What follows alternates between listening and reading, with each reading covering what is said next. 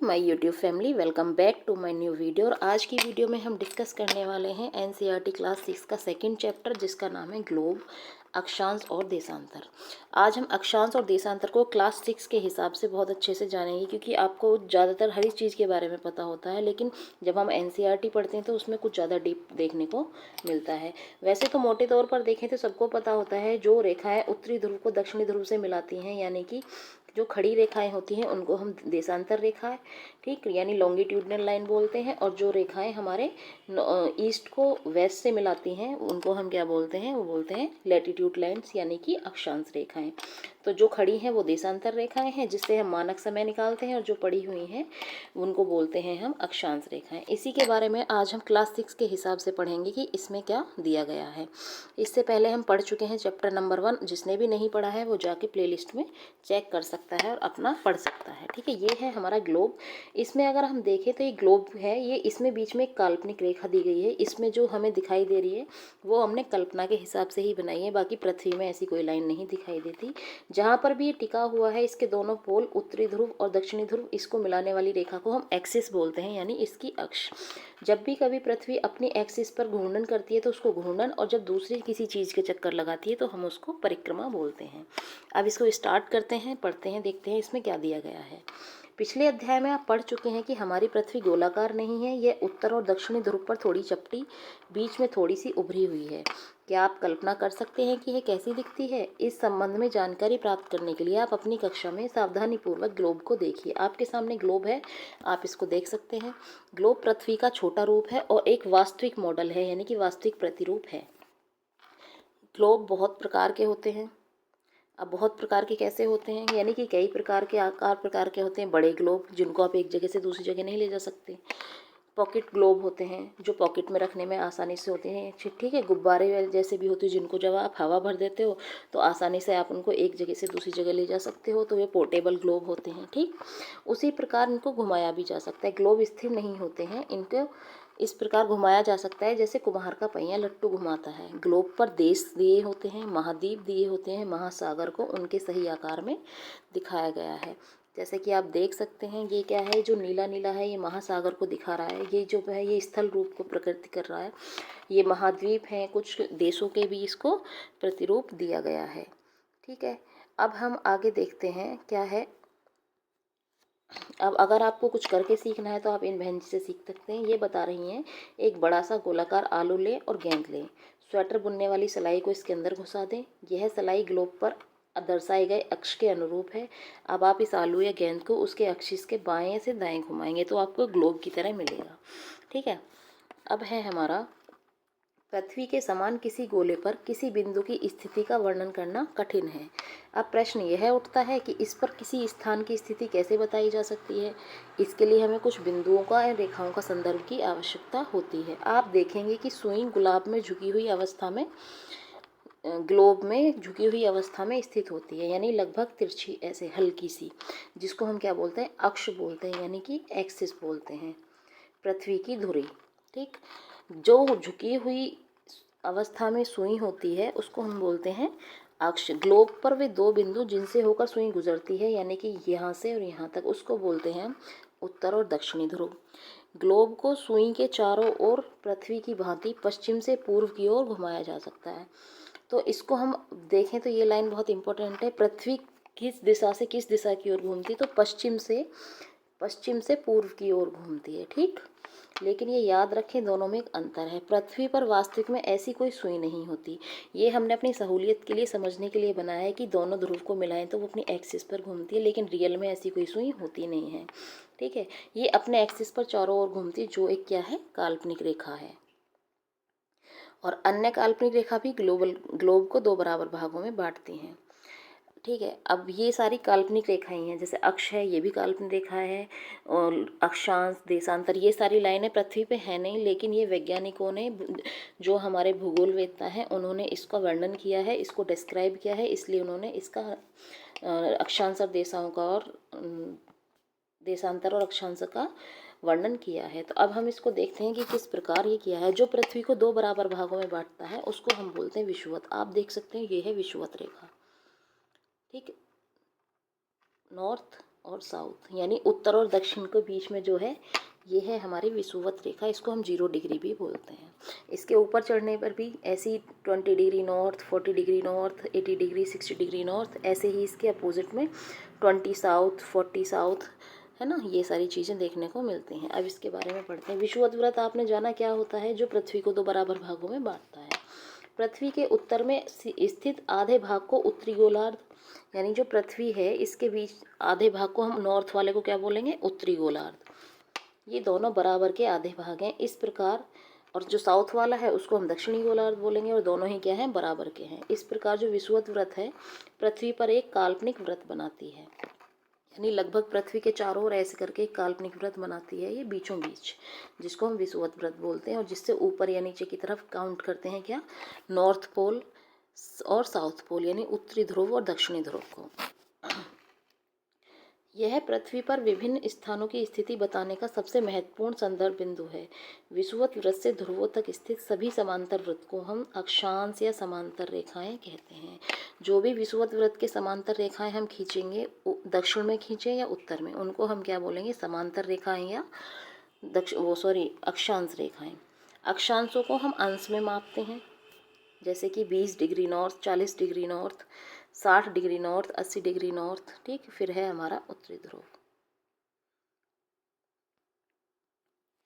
विषुवत व्रत शून्य अंश अक्षांश को दर्शाती है, यानी जो हमारा विषुवत व्रत है जो पृथ्वी को 2 बराबर भागों में बांटती है, इसको हम बोलते हैं 0 डिग्री, ठीक। अब 0 डिग्री से उत्तर की तरफ चलेंगे तो हमारा 10 डिग्री, 20 डिग्री उत्तर, 30 डिग्री, 40 डिग्री उत्तर, ऐसे करके होगा। और दक्षिण की तरफ चलेंगे तो वही साउथ हो जाएगा हमारा। चूंकि विषुवत व्रत से दोनों तरफ ध्रुवों के बीच की दूरी पृथ्वी के चारों ओर के व्रत का 1/4 है। ये इस लाइन को समझेंगे। विषुवत व्रत से दोनों तरफ ध्रुवों के बीच की जो दूरी है, विषुवत व्रत से, ये है हमारा विषुवत व्रत, इससे दोनों तरफ ध्रुव के बीच की जो दूरी है, यानी ये वाली दूरी है, ये है हमारी 380, यानी इसका व्रत का 1/4 यानी 380 डिग्री, 360 डिग्री का 1/4 यानी कि 90 डिग्री है। इस प्रकार 90 अंश उत्तरी अक्षांश और 90 अंश दक्षिणी अक्षांश, दक्षिणी ध्रुव को कहते हैं, ठीक है। यानी कि जो हमारा 0 डिग्री से 90 डिग्री तक ऊपर नॉर्थ पोल तक है, और 0 से 90 डिग्री साउथ पोल तक है, यानी टोटल जो हमारी अक्षांश रेखाएं हैं वो 360 मानी जाएंगी। इस प्रकार विषुवत व्रत के उत्तर की सभी समांतर रेखाओं को उत्तरी अक्षांश कहा जाता है। विषुवत व्रत के दक्षिण स्थित सभी समांतर रेखाओं को दक्षिणी अक्षांश कहा जाता है। क्या आप जानते हैं अपने स्थान से ध्रुव तारे का कोण मापकर आप कितनी अपने स्थान का अक्षांश जान सकते हैं? हाँ जी, हम बिल्कुल जान सकते हैं। अब है हमारा इस प्रकार विषुवत व्रत के उत्तर की सभी समांतर रेखाओं को क्या बोलते हैं? उत्तरी अक्षांश, और दक्षिण की स्थित समांतर रेखाओं को दक्षिणी अक्षांश। इसलिए प्रत्येक अक्षांश के मान के साथ उसी दिशा यानी उत्तर या दक्षिण को भी लिखा जाता है। इसे या तो ऊ यानी नॉर्थ से इंग्लिश में, और साउथ से एन को, ठीक, ऊ या दा अक्षर से व्यक्त किया जाता है। जैसे उदाहरण के लिए, अब ये जो एनसीईआरटी के एग्जाम्पल होते हैं ये हमारे लिए बहुत इंपॉर्टेंट होते हैं। जैसे महाराष्ट्र में चंद्रपुर, और ब्राज़ील साउथ अमेरिका में जो है, साउथ अमेरिका के ब्राज़ील में बोलो होरिजोंटे, दोनों ही एक ही अक्षांश पर हैं, जो है 20 डिग्री अक्षांश, ठीक है। लेकिन चंद्रपुर विषुवत व्रत के 20 डिग्री उत्तर में है, और बेलो होरिजोंटे विषुवत व्रत के 20 डिग्री दक्षिण में है। इसलिए हम कहते हैं कि चंद्रपुर 20 डिग्री उत्तरी अक्षांश पर है, और बेलो होरिजेंटो 20 डिग्री दक्षिण अक्षांश पर है। जैसे जैसे हम विषुवत व्रत से दूर जाते हैं, अक्षांशों का आकार क्या होता है? घटता चला जाता है। अब विषुवत व्रत क्या है हमारा? देखो ये है हमारा 0 डिग्री विषुवत व्रत, ये है हमारा नॉर्थ की तरफ, और ये है हमारा साउथ की तरफ। जैसे जैसे हम पोल की तरफ जा रहे हैं, इनकी जो लंबाई है ये घटती जा रही है, ठीक है।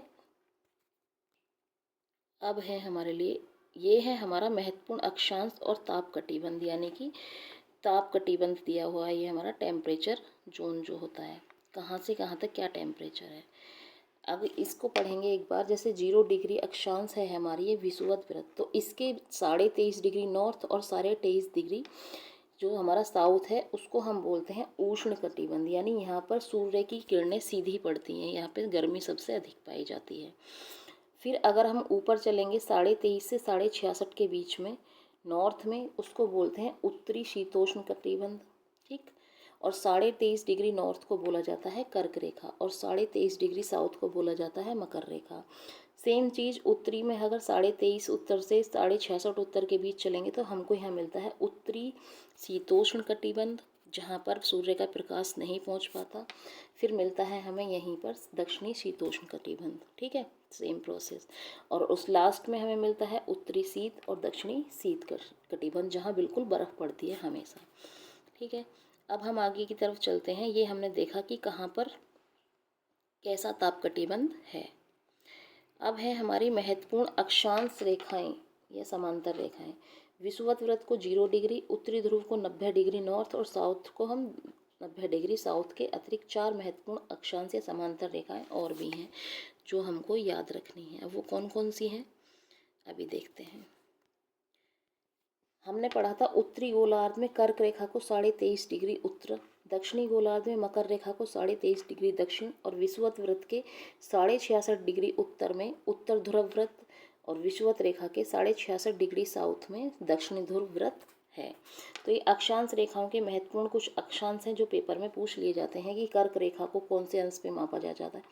23.5 डिग्री नॉर्थ में, मकर रेखा को 23.5 डिग्री साउथ में, उत्तरी ध्रुव व्रत को 66.5 डिग्री नॉर्थ में और दक्षिणी ध्रुव व्रत को 66.5 डिग्री साउथ में। ठीक है, अब ये यहाँ पे एक एग्जाम्पल दिया है। एक तरीके से हम इसको सूर्य की रोशनी मान सकते हैं। जैसे सीधी सतह पर टॉर्च का प्रकाश तेज और कम क्षेत्र पर फैलता है, तो हम इसको मान सकते हैं जो हमारा उष्ण कटिबंध वाला क्षेत्र है। जहाँ पर सूर्य की किरणें तिरछी होती हैं वहाँ पर जो हमारा प्रकाश है वो कम तेज होता है लेकिन ज़्यादा क्षेत्र में फैलता है। वैसे ही अब पृथ्वी के हम ताप कटिबंध के बारे में जानने वाले हैं। ये सारी चीज़ें जो हम एनसीईआरटी में पढ़ते हैं ये हमको बहुत डीप पढ़ने को मिलती हैं, इसलिए हमको लगता है ऐसा कि यार क्लास 6 की एनसीईआरटी हम क्यों पढ़ें, लेकिन ये हमारे लिए बहुत इम्पोर्टेंट है। जब आप एनसीईआरटी पढ़ लेते हैं तो आपको किसी और बुक की ज़रूरत पड़ेगी नहीं। कर्क रेखा और मकर रेखा के बीच के सभी अक्षांश के सूर्य वर्ष में एक बार दोपहर में सिर के ठीक ऊपर होता है। ये था हमारा ग्लोब, ये था हमारा 0 डिग्री विषुवत, ये थी 23.5 नॉर्थ और ये थी हमारी 23.5 साउथ। ये है मकर, ये है कर्क रेखा। इसके जो बीच का ये है टेम्परेचर जोन है, ये है हमारा उष्ण कटिबंध क्षेत्र। इसमें क्या होता है, सूर्य का प्रकाश दोपहर में ठीक ऊपर आता है, सिर के ठीक ऊपर, तो इसमें सबसे ज़्यादा अधिक हीट होती है। ठीक है, सबसे ज़्यादा गर्मी इसी क्षेत्र को प्राप्त होगी, तो इसको हम बोलते हैं उष्ण कटिबंध कहते हैं। ठीक है, जब हम कर्क रेखा और मकर रेखा के बाद किसी भी अक्षांश पर दोपहर का सूर्य कभी भी सिर के ऊपर नहीं होता, तो ध्रुव का तरफ सूर्य की किरणें तिरछी हो जाती हैं। ठीक है, इस प्रकार जो उत्तरी गोलार्ध में कर्क रेखा और उत्तर ध्रुव व्रत है और दक्षिणी गोलार्ध में मकर रेखा और दक्षिणी ध्रुव व्रत के बीच वाले क्षेत्र का तापमान जो होता है वो शीतोष्ण कटिबंध कहलाता है। यानी वहाँ पे हल्की हीट भी होती है और हल्की छाया होती है क्योंकि सूर्य की किरणें तिरछी पड़ती हैं। ठीक है, उत्तरी गोलार्ध में उत्तरी ध्रुव व्रत और उत्तरी ध्रुव तथा दक्षिणी गोलार्ध में दक्षिणी ध्रुव व्रत और दक्षिणी ध्रुव के बीच के ठंडे क्षेत्र होते हैं। बहुत ठंड होती है यहाँ पर, सूर्य क्षितिज से ज़्यादा ऊपर नहीं आ पाता, इसलिए इसको हम शीत कटिबंध यानी ये हमेशा बर्फीला क्षेत्र होता है, शीत कटिबंध कहते हैं। ठीक है, अब हम देखते हैं देशांतर क्या है। ये जो आपको तरबूज दिखाई दे रहा है ना, यानी कि पृथ्वी है, इसकी देशांतर रेखाएं हैं। मैंने बताया था जो हमारी ऐसी रेखाएं होती है समानांतर चलती हैं वो होती हैं अक्षांश रेखाएं, और जो नॉर्थ को साउथ पोल से मिलाती हैं वो बोलते हैं हम देशांतर रेखाएं। तो अब हम पढ़ते हैं देशांतर है क्या। किसी स्थान की अगर स्थिति को बताने के लिए उस स्थान के अक्षांश के अलावा कुछ और हमको पता होना चाहिए। आप देख लें कि प्रशांत महासागर में एक टोंगा द्वीप है और हिंद महासागर में मॉरिशस द्वीप एक ही अक्षांश पर है और वो है 20 डिग्री दक्षिण। ठीक है, उनके सही स्थिति जानने के लिए पता करना होगी उत्तरी ध्रुव को दक्षिणी ध्रुव से जोड़ने वाली संदर्भ रेखा, ठीक, या फिर पूर्व या पश्चिम की ओर इन स्थानों की दूरी कितनी है? इस संदर्भ में रेखाओं को हम देशांतरीय याम्योत्तर कहते हैं, यानी ये है हमारी देशांतर याम्योत्तर। तो ये है हमारा इसका पूर्वी साइड और ये है हमारा इसका पश्चिमी साइड। ये रहा हमारा क्या है, पूर्वी, और ये है पश्चिमी देशांतर। ये है हमारा 0 डिग्री या 180 डिग्री याम्योत्तर, जो हमारा ग्रीनविच लंदन से होकर गुजरता है, जहाँ से हमारा मानक समय पता चलता है विश्व का।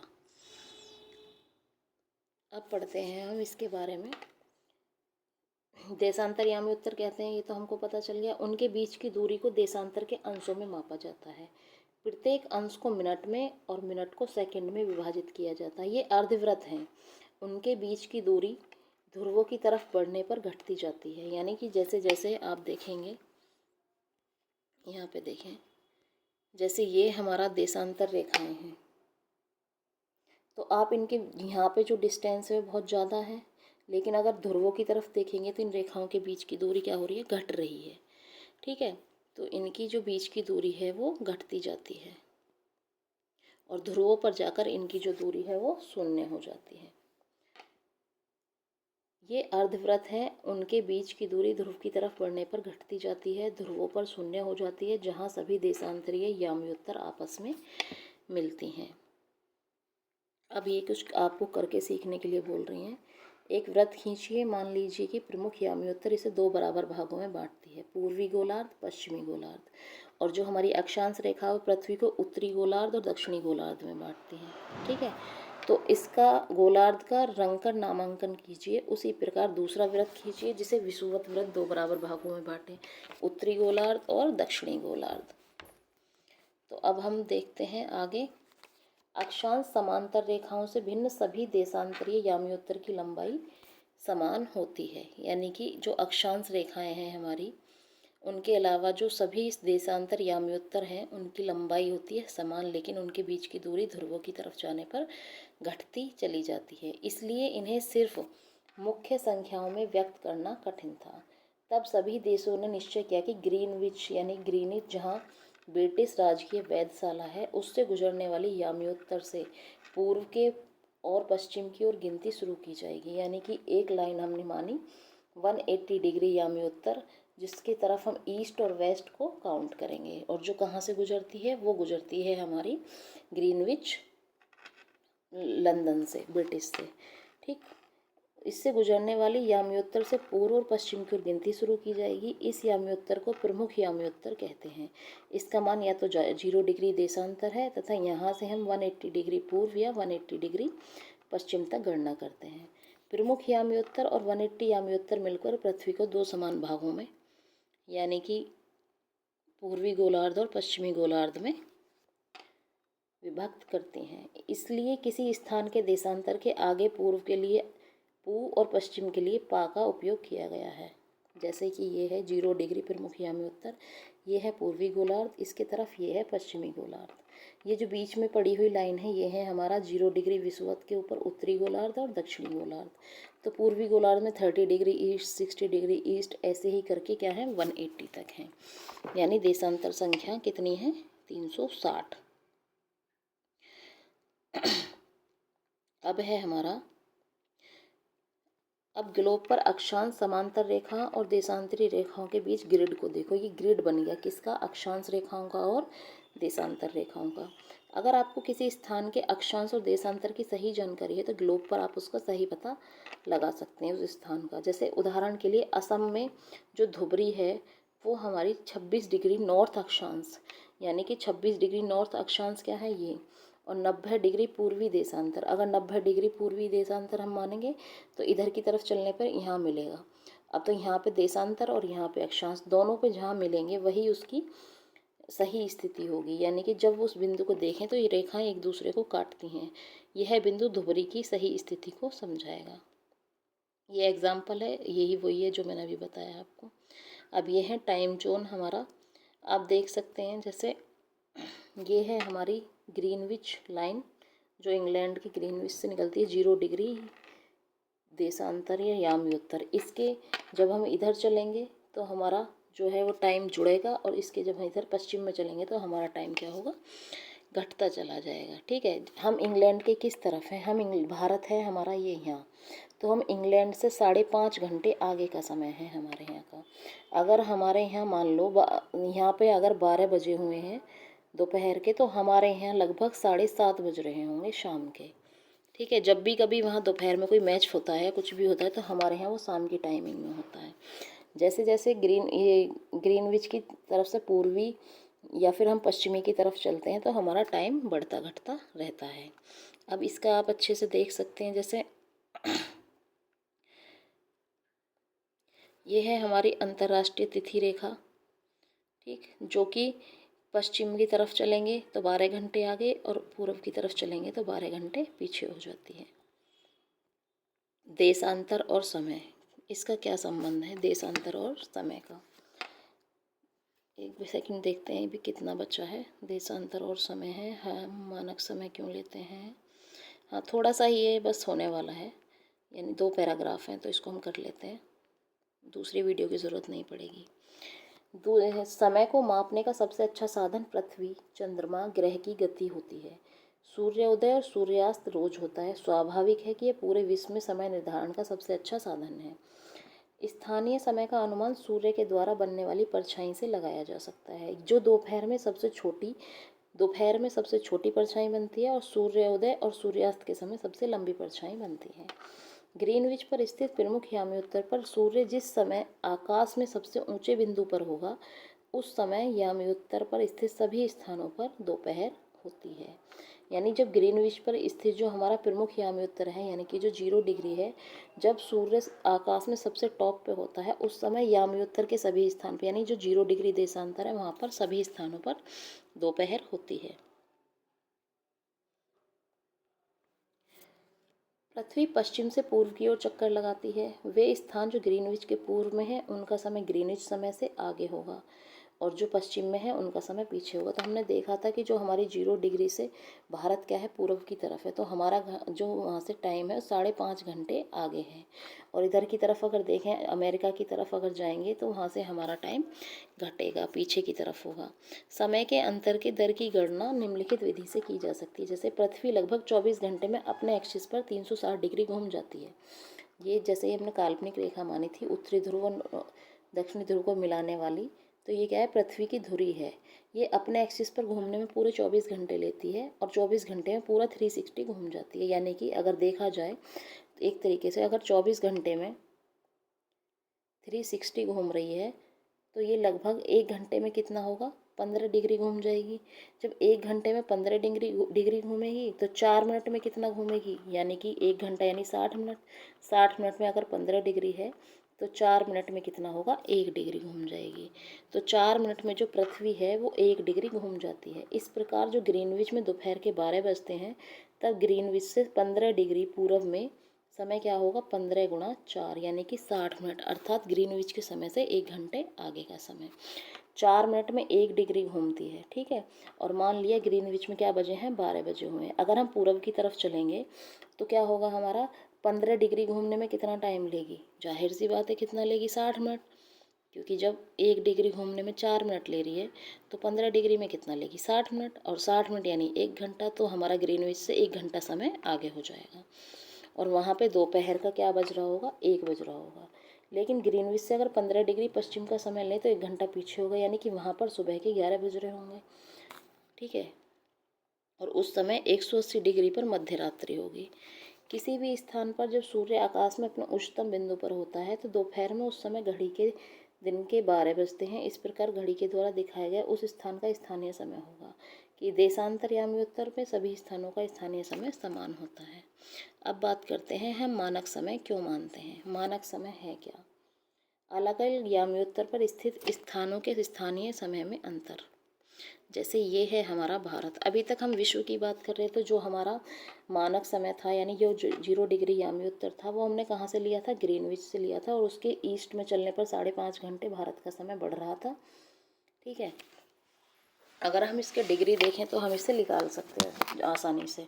जैसे अब है ये हमारा भारत का मानक समय किससे लिए माना गया है, तो भारत का जो मानक यामी उत्तर है वो 82.5 डिग्री पूर्व, क्योंकि जो हमारी भारत की स्थिति है वो ग्रीनविच के पूर्व में है। ठीक है, तो जैसे उदाहरण के लिए बहुत से देशांतर से होकर गुजरने वाली रेलगाड़ी के लिए समय सारणी तैयार करना कठिन होता है। भारत में गुजरात के द्वारका और असम के डिब्रूगढ़ के स्थानीय समय में 1 घंटा 45 मिनट का अंतर होता है।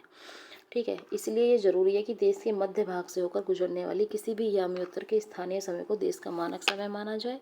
इस यामी रेखा के स्थानीय समय को पूरे देश का मानक समय माना जाता है। भारत में जो 82.5 डिग्री पूरब है वो मानक यामी माना गया है, और ये कहाँ से निकलती है, हमारे उत्तर प्रदेश के इलाहाबाद के नैनी से। ठीक है, इस यामी के स्थानीय समय को पूरे देश का मानक समय माना जाए, इसे भारतीय मानक समय के नाम से जाना जाता है। कबीर भोपाल के निकट एक छोटे से शहर में रहता है। वह अपने मित्र आलोक से कहता है कि वे लोग आज रात में नहीं सो पाएंगे। भारत और इंग्लैंड के बीच एक क्रिकेट मैच लंदन में दोपहर के 12 बजे होगा। लंदन में जब दोपहर के 12 बज रहे होंगे तो हमारे यहाँ जाहिर सी बात है 5.5 घंटे अगर हम उसमें जोड़ेंगे तो शाम के 7 बज रहे होंगे। ठीक है, अर्थात भारत के समय अनुसार मैच शाम के 7:30 बजे होगा और देर रात्रि में समाप्त होगा। क्या आप जानते हैं कि भारत और इंग्लैंड के बीच के समय में क्या अंतर है? हमने अभी तो पढ़ा था।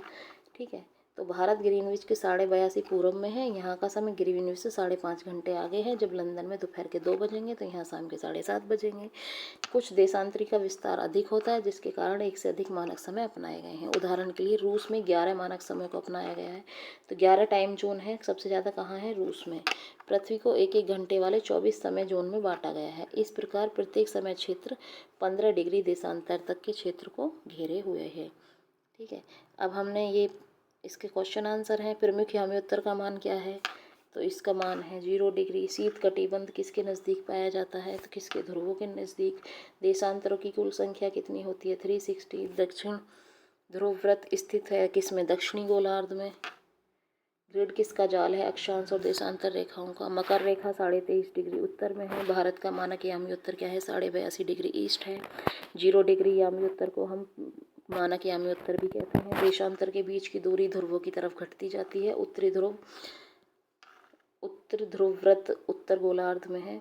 ठीक है, तो आज ये हमारा चैप्टर होता है complete. Thank you for watching this video. इसी तरह मैं एनसीईआरटी के हर चैप्टर को आपके साथ डिस्कस करते रहेंगे। आई होप ये वीडियो आपको अच्छी लगी होगी। Thank you for watching this video. Bye bye.